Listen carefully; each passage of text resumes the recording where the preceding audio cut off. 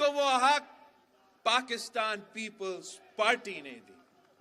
اگر آج تک اس ملک کے غریب ترین عورتوں کو بے نظیر انکم سپورٹ پروگرام کے تحت مالی مدد مل رہی ہے تو وہ صرف اور صرف پاکستان پیپلز پارٹی نے دی ہے۔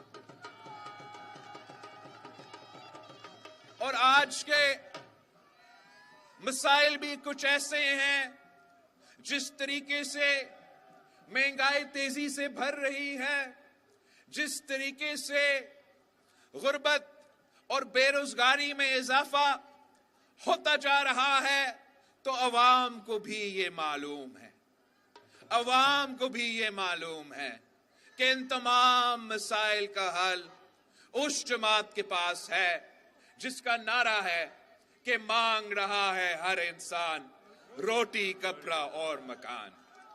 اور پیپلز پارٹی پہ جو تنقید کرتے ہیں کہ یہ کس قسم کا نعرہ ہے، یہ تو 70 کا زمانہ کا نعرہ ہے، ان کو ہم کہتے ہیں کہ جب تک غربت موجود ہے، جب تک بے روزگاری موجود ہے، جب تک مہنگائی میں اضافہ ہوتا رہے گا، تب تک پاکستان پیپلز پارٹی کا نعرہ یہی رہے گا کہ مانگ رہا ہے ہر انسان روٹی، کپڑا اور مکان۔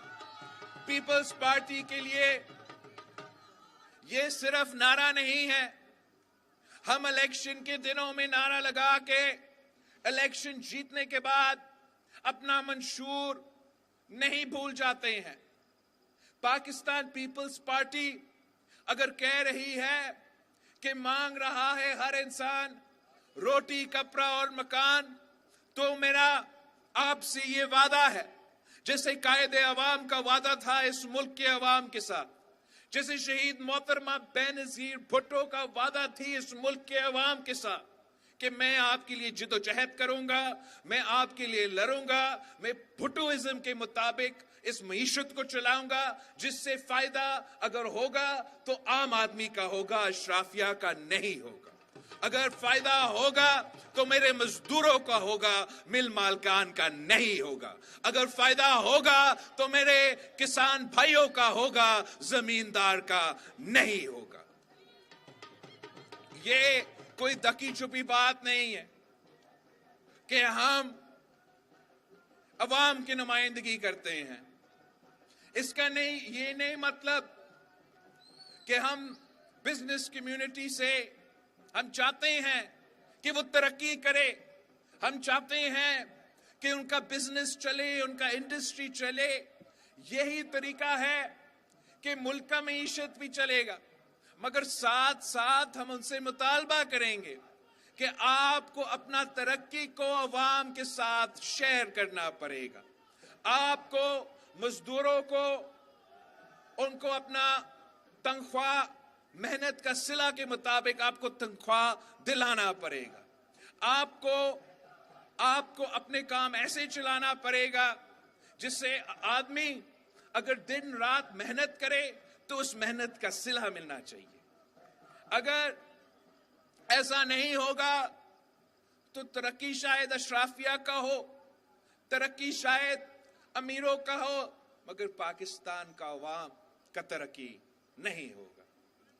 میاں صاحب کہتا ہے کہ جو یہ بڑے بڑے امیر لوگ ہیں، جب وہ پاکستان میں انویسٹ کر رہے ہیں تو ان سے سوال نہ پوچھیں۔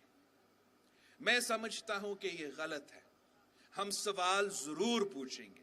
ہم پوچھیں گے کہ آپ نے مقامی لوگوں کو کتنا روزگار دیا ہے۔ ہم پوچھیں گے کہ آپ نے ان کا تنخواہ کیا رکھا ہے، کیا ان کا تنخواہ میں اضافہ ہو رہا ہے جب مہنگائی میں اضافہ ہو رہا ہے؟ اگر نہیں تو پھر میرا خیال میں یہ مناسب طریقہ نہیں ہے کہ ملک میں امیر جو ہے وہ امیر تر ہوتے رہے اور غریب پستے رہے۔ اس طریقے سے نہ پاکستان ترقی کر سکتا ہے، نہ ہمارا معیشت ترقی کر سکتا ہے۔ اور یہی مسئلہ ہے کہ پاکستان میں جو بھی باقی سیاسی جماعتیں ہیں وہ صرف اور صرف ان بڑے لوگوں کو نمائندگی کرتے ہیں اور عام آدمی کا آواز دب جاتا ہے. جب میں انشاءاللہ تعالی آپ کو نمائندگی کروں گا تو میں عوام کا آواز بنوں گا, ان کا مسائل کے مطابق چلوں گا. ادھر ادھر نہ میرے والدہ نے, نہ میرے نانا نے, اور نہ میں ادھر ادھر دیکھتا ہوں. میں صرف آپ کی طرف دیکھتا ہوں, پاکستان کے عوام کی طرف دیکھتا ہوں. اگر آپ نے ہمیں موقع دیا تو ہم آپ کی خدمت کرنے کے لیے تیار ہیں. اگر آپ کا فیصلہ کسی اور کا ہوگا تو وہ بھی ہمارے سر آنکھوں پہ, مگر ہم کسی اور کا فیصلہ ماننے کے لیے تیار نہیں ہے. ہم صرف اور صرف پاکستان کے عوام کے فیصلے ماننے کے لیے تیار ہیں.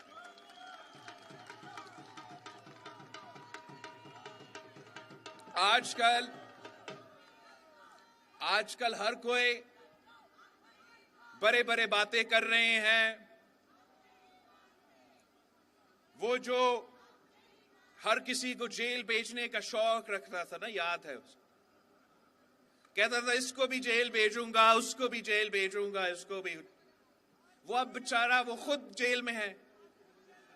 اب شاید وہ کوئی سبق سیکھے گا. جیسے جیل اقتدار میں ہوتے ہیں تو آئین بھول جاتے ہیں, جمہوری